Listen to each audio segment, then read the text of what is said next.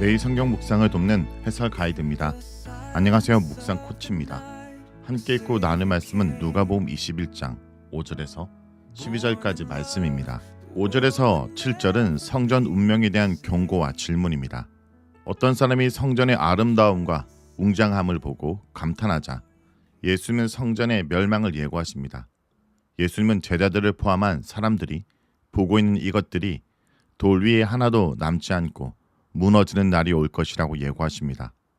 심판의 경고를 들은 사람들은 예루살렘 성전 파괴와 관련해서 두 가지 질문, 즉 때와 징조에 관심을 둡니다.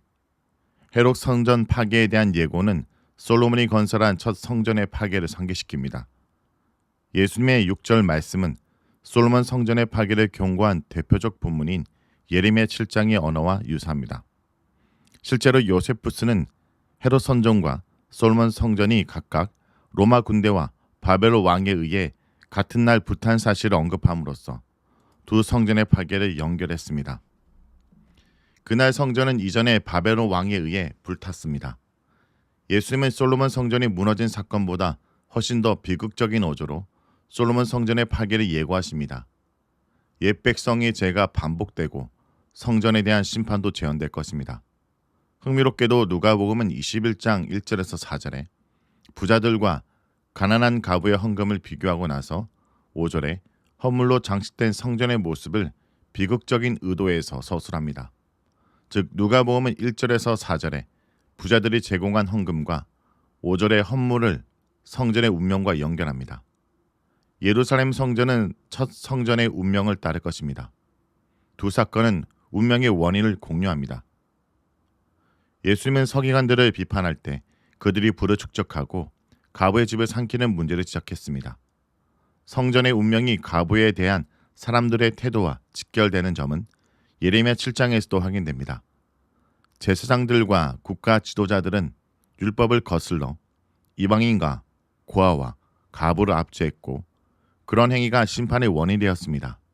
그들은 하나님이 시온을 처소로 선택했다는 약속의 근거에 하나님의 처소인 성전이 피해를 입지 않을 것으로 확신했습니다. 성전은 제사장들의 소유가 아니라 하나님의 소유인데도 종교 지도자들은 그곳을 강도의 서굴로 사용했습니다. 그러나 그들의 확신과 달리 언약 요구에 따른 윤리적 실천이 따르지 않을 때 하나님은 그곳에 계시지 않았습니다.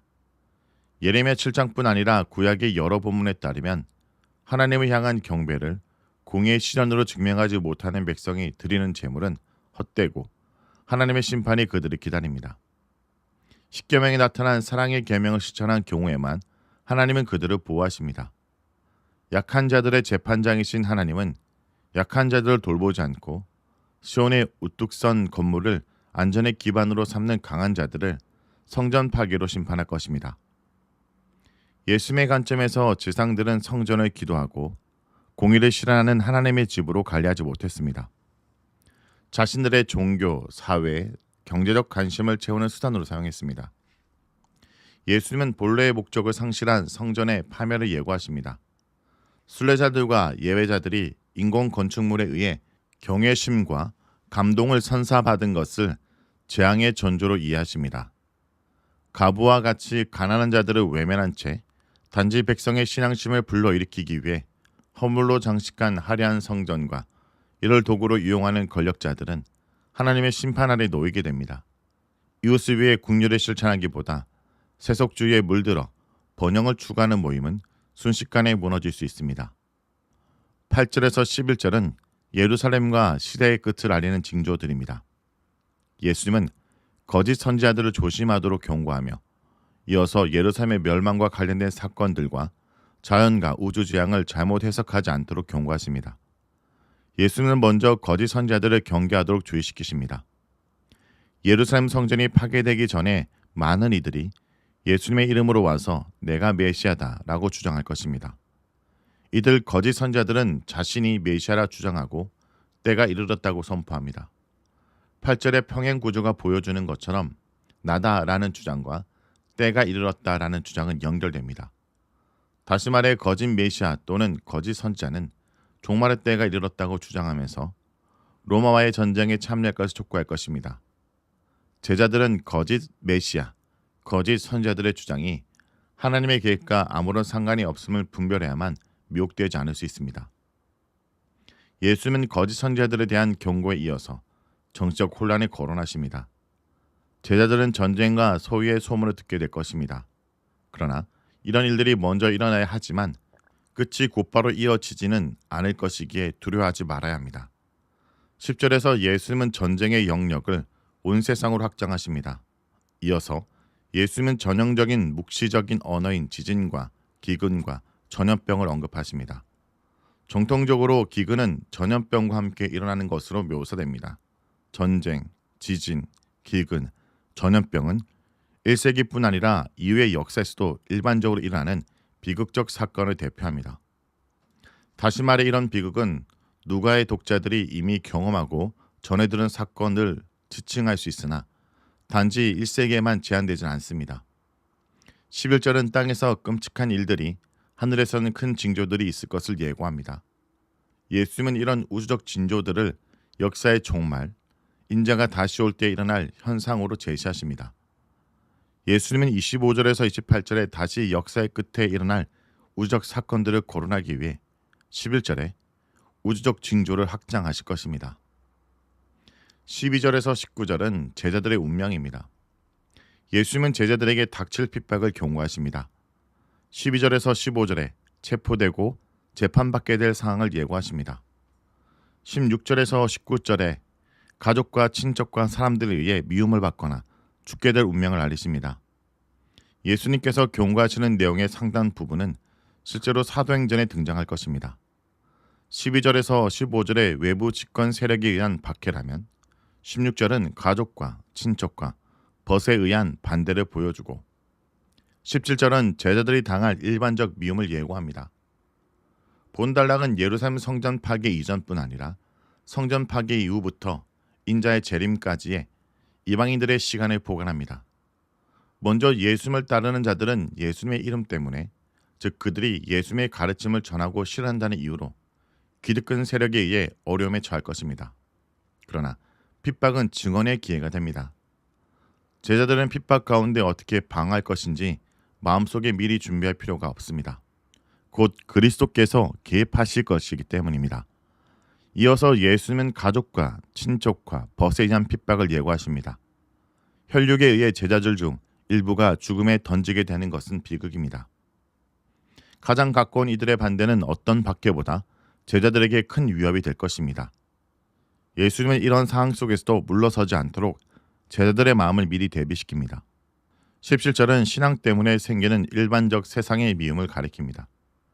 예수님이 이런 박해와 반대와 미움에도 머리털 하나도 상하지 않을 것이라고 약속하십니다. 죽음에 처하는데도 머리털 하나 상하지 않는 것이 가능할까요? 이는 수학적 표현으로 영적인 안전을 뜻합니다. 예수님을 따르는 자들은 영생을 얻었기 때문에 어떤 핍박이라도 그들을 궁극적으로 해야 할 수 없습니다. 예수님을 신실하게 의존하는 제자는 박해 가운데서도 믿음을 지킬 수 있습니다. 사랑하는 성도 여러분, 세상은 흔들릴 것입니다. 눈에 보이는 모든 것이 무너질 수 있습니다. 하지만 그 안에서 하나님은 여전히 일하고 계십니다. 하나님은 우리로 하여금 무너지지 않는 나라를 바라보게 하십니다. 히브리서 12장 28절은 말합니다. 그러므로 우리가 흔들리지 않는 나라를 받았은즉 감사하자. 예수님은 우리의 피난처십니다. 어떤 성전보다 견고한 반석입니다.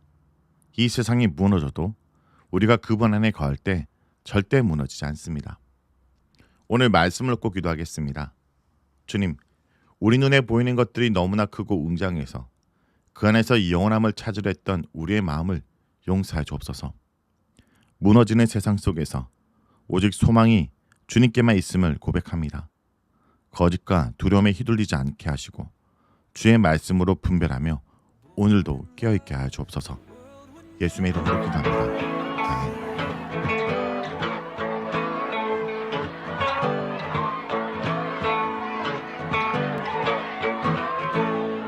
어둠이 무너지고 텅 빈 맘 멈춰설 때 다시 내게 바람 불어오네. 나는 주와 걷겠네. 주 내 맘에 계시니 날마다 빛으로 걸어가네. yeah!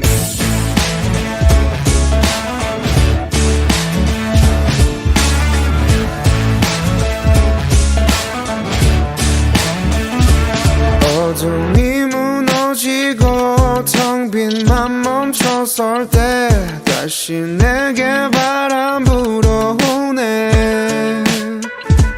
나는 추억 걷겠네.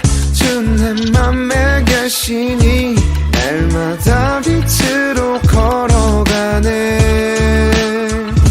주는 나의 도움 내 등불 대신이 나 두렵지 않네. 그 생명 내 맘에 강같이 흐르고 그 사랑에 같이 빛이 나네. 내 삶 소망의 바다 이르도록 나는 주와 함께 걸어가네. yeah, yeah.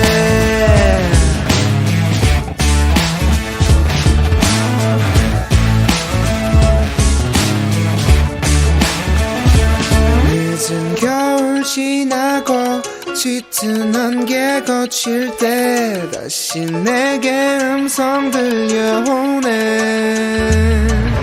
주 날 오라 하시네. 햇빛 뜨게 하시니